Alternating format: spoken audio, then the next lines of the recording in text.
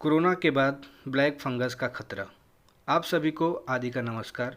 आप सभी का आदि किट वीडियो में स्वागत है और मैं आशा करता हूं कि आप सभी लोग भी ठीक होंगे और आपके परिवार वाले भी सब ठीक होंगे। जैसा कि आज हम भारत के लोग एक महामारी से लड़ रहे हैं जिसे कोरोना कहा जा रहा है। कोरोना महामारी के बीच एक नई खबर आ रही है कि एक ब्लैक फंगस नामक बीमारी फैल रही है। इस ब्लैक फंगस को म्यूकोरमाइकोसिस के नाम से भी जाना जा रहा है। ब्लैक फंगस उतना ही डेंजरस है जितना कि कोरोना या कोविड-19 हमारे लिए खतरा बनी हुई है। वीडियो को लाइक करें, शेयर करें और साथ ही साथ सब्सक्राइब करें और नए नए वीडियो पाने के लिए बेल आइकन को दबाना न भूलें। इस ब्लैक फंगस का खतरा या इन्फेक्शन अभी कुछ ही हफ्तों के पहले ही हमारे देश में देखा गया है, कुछ शहरों में खासकर देखा गया है और हमें इससे सावधान रहने की ज़रूरत है। ब्लैक फंगस का नाम सुनते ही कई लोगों के मन में कई प्रकार के सवाल आते हैं, जैसे कि ब्लैक फंगस क्या है, इसके सिम्टम्स क्या हैं, कैसे हम इससे बचा जाए और इसके ट्रीटमेंट क्या है। तो दोस्तों, मैं ये बताना चाहता हूँ कि आप लोगों को इससे घबराने की ज़रूरत नहीं है। इसमें कुछ लक्षण हैं जैसे कि कोविड-19 के थे, उसी प्रकार के लक्षण हैं। अगर इस तरह के लक्षण आप में नज़र आते हैं तो मैं कहूँगा कि आप जल्द से जल्द डॉक्टर को कंसल्ट करें।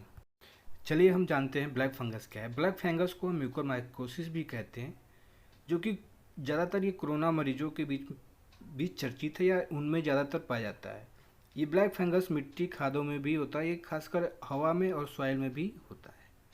What is a mucormycosis? A fungal infection mainly affected people with medical health problems that reduces their ability to fight environmental pathogens. ये कोरोना मरीजों में ज़्यादा पाया जा रहा है क्योंकि ये स्टेरॉयड देने की वजह से हमारा इम्यून सिस्टम जो है सप्रेस हो जा रहा है, कमज़ोर हो जा रहा है। आइए जानते हैं ब्लैक फंगस किन किन को हो सकता है, किसको हो सकता है और सबसे ज़्यादा चांसेस किसको हैं होने। भारत सरकार ने इसके लिए एक गाइडलाइन जारी की है ताकि हम इससे बच सकें और सुरक्षित रह सकें। ब्लैक फंगस ज़्यादातर कोरोना मरीजों में देखा गया है, जिनको कोरोना के साथ साथ अनकंट्रोल डायबिटिक, HIV, एड्स या कैंसर जैसी बीमारियां हैं। ब्लैक फंगस कोरोना मरीजों को इसलिए ज़्यादातर हो रहा है क्योंकि हम कोरोना में ज़्यादातर स्टेरॉयड का यूज कर रहे हैं, जिसकी वजह से हमारा इम्यून सिस्टम बहुत ही ज़्यादा कमज़ोर हो गया है। Symptoms of black fungus infection. Black fungus infection के लक्षण, जैसा कि पहला है पेन। हम आप सामने देख सकते हैं कि पहला पेन, शरीर में बहुत ज़्यादा दर्द शुरू हो जाता है, आँखों के चारों तरफ लाली छा जाती है और आईब्रो के नीचे ब्लैक धब्बे हो जाते हैं या ब्लैक स्पॉट पाया जाता है। नोज के अंदर भी ब्लैक स्पॉट पाया जाता है और उसके नोज के बाहर साइड में भी ब्लैक स्पॉट देखने को मिल जाते हैं। दूसरा है फीवर। इसमें फीवर बहुत ज़्यादा आने लगता है। फिर है हेडेक, बहुत ज़्यादा सर दर्द होना जिससे कि हम कुछ काम नहीं कर पाते। कफिंग, खांसी बहुत ज़्यादा आना, साथ साथ इस खांसी से तो बलगम भी होता है। सांस लेने में दिक्कत होना और सबसे ज़्यादा दिक्कत होती है ब्लड की वोमिटिंग होना। ब्लड की वोमिटिंग होना शुरू हो जाता है और इसके साथ साथ माउथ इन्फेक्शन होता है, जिससे कि अपने आप माउथ में ब्लैक स्पॉट और दांतों का गिरना शुरू हो जाता है, जिससे कि हमारा दिमागी स्थिति सही नहीं रहती। अगर ये सारे लक्षण आप में या किसी में भी नज़र आए तो आप अपने डॉक्टर को ज़रूर से और जल्दी से जल्द दिखाएं ताकि हम और आप मिल करके इस ब्लैक फंगस की लड़ाई से लड़ सकें। कृपया आप फेस मास्क का यूज करें, सैनिटाइज़र का हमेशा बार बार यूज करते रहें, घर पे हैं तो हाथ धोते रहें और बहुत ज़्यादा ज़रूरत हो तो तभी घर से बाहर निकलें और जब भी निकलें बहुत पूरी सावधानी से निकलें। अगर आप इन सभी में से कोई भी लक्षण दिखे तो कृपया तुरंत से तुरंत और जल्दी से जल्द डॉक्टर को दिखाएं। आइए हम जानते हैं इसके प्रिवेंशन। और इसके बचाव, म्यूकोरमाइकोसिस से बचाव कैसे करते हैं हम? म्यूकोरमाइकोसिस से ये स्टेप्स फॉलो कर करके हम इससे बचाव कर सकते हैं। मॉर्बिडिटीज, जिनको एक से ज़्यादा बीमारी हैं उनको ज़्यादातर डॉक्टर की निगरानी में रखना है, और जो ट्रांसप्लांट कराए हों उनके बाद या मैलिग्नेंसी हो उनको ज़्यादातर डॉक्टर के निगरानी में रहना चाहिए। दूसरा है अनकंट्रोल्ड डायबिटिक मेलाइटिस।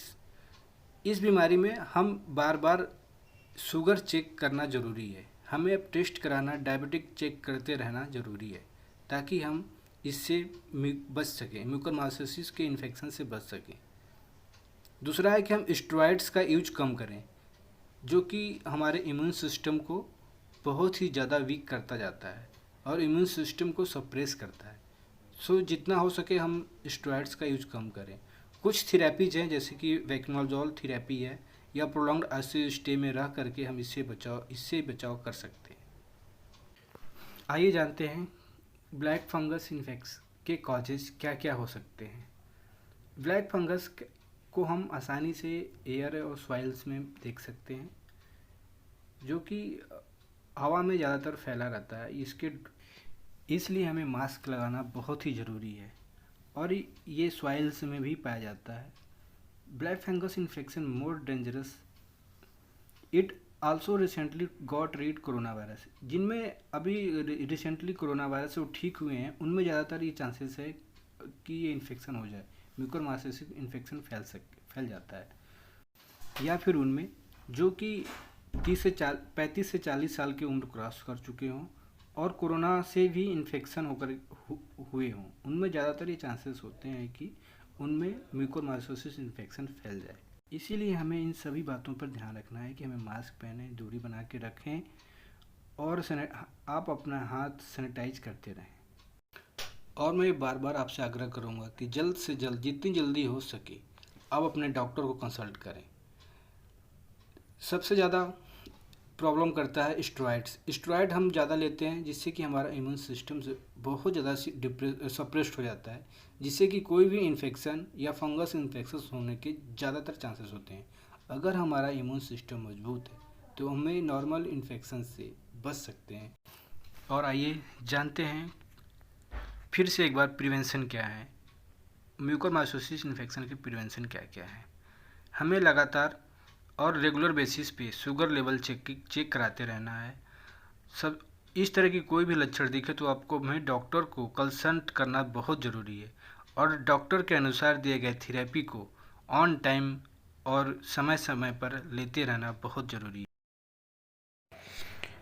वीडियो को लाइक करें, शेयर करें और साथ ही साथ सब्सक्राइब करें, और नए नए वीडियो पाने के लिए बेल आइकन को दबाना न भूलें।